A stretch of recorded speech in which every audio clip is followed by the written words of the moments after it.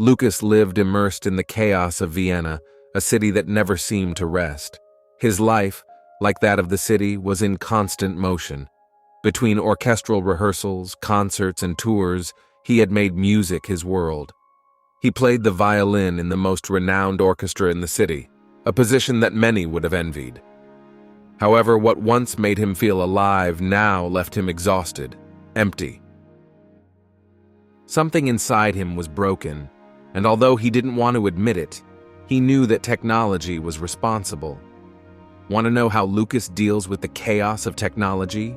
Read on and dive into his story. And don't forget to subscribe to our channel for more inspiring stories like this one. Every morning, when he woke up, his phone was the first thing he looked for. Notifications, emails, messages from colleagues and friends. There was no respite. Even during rehearsals, the habit of checking his phone every time the orchestra stopped was slowly wearing him down. Lukas couldn't concentrate like he once had. His touch on the violin, once delicate and precise, had become uncertain. His fingers no longer danced across the strings with the same lightness, and every day he felt further away from the passion that had made him who he was. During one of the season's most important performances, something went wrong. As he played the concert's main piece, his mind wandered.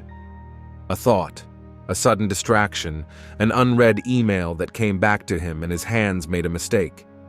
The wrong notes echoed in the room, breaking the magic of the moment.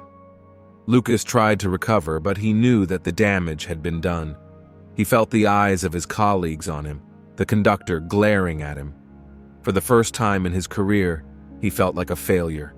He walked off the stage confused, wondering how it was possible that technology, which he had once believed to be a useful tool, had become a cage. Lukas wasn't alone.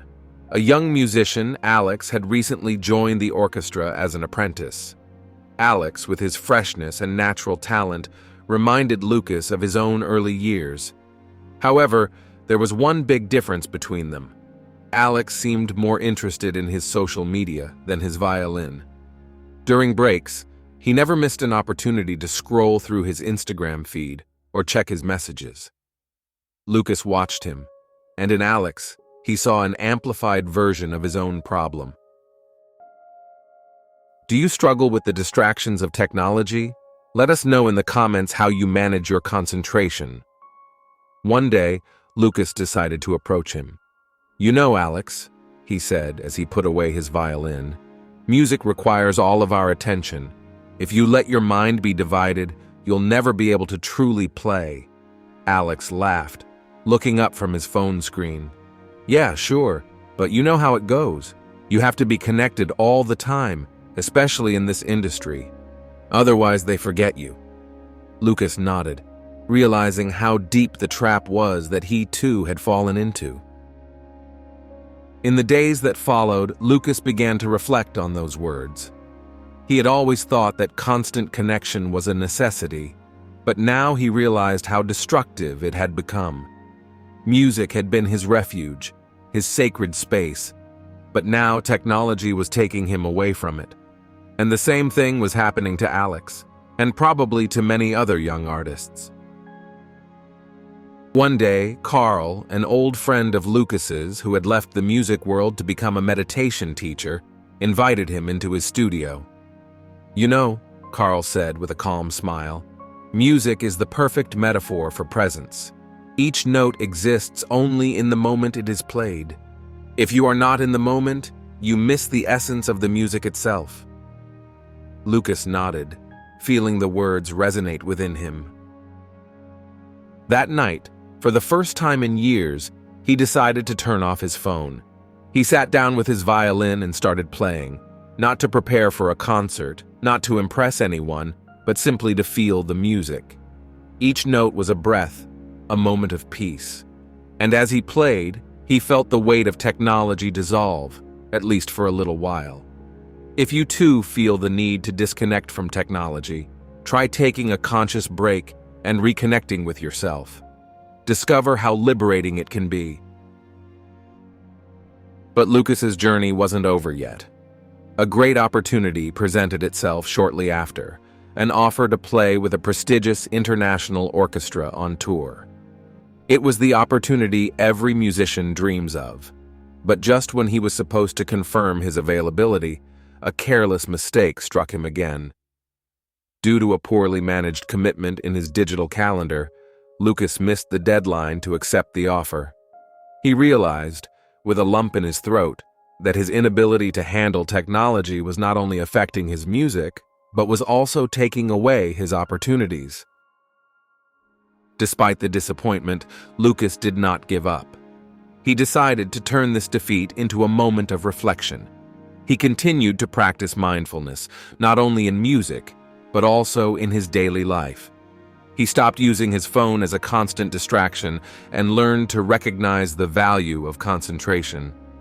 Technology was not the enemy, but it had to be used with awareness. Every day, Lukas tried to pass this lesson on to Alex, who slowly began to understand the importance of finding balance. In the meantime, Lucas's personal life was undergoing a transformation. He had always neglected his relationships, absorbed as he was in work and technology. An important person in his life, Sophie, had tried several times to get his attention, trying to spend time with him. But Lukas was always distracted, and Sophie, exhausted, decided to distance herself. This hit him hard because he realized that, in addition to his music, technology was also stealing the most precious human connections from him. It's time to reveal Lucas's secret. It's not technology itself that's the problem, but how we use it. Only when Lukas learned to use technology consciously could he reclaim his passion and relationships. Lukas knew he couldn't let that happen anymore. He began to live more intentionally, making time for the people he loved, for music, and for himself. In Vienna, the chaotic city that once mirrored his mind, he found peace. Now, he could walk the streets without the urge to check his phone. He could hear the wind in the trees, the distant bells ringing, and he finally realized he was present, fully alive. Music became his refuge again, not just a performance for an audience, but a gift to himself. And every time he spoke to Alex, or anyone he asked for advice on a career in music, he repeated the same simple mantra: life is like music. Don't let it slip away while you're distracted by something that doesn't matter.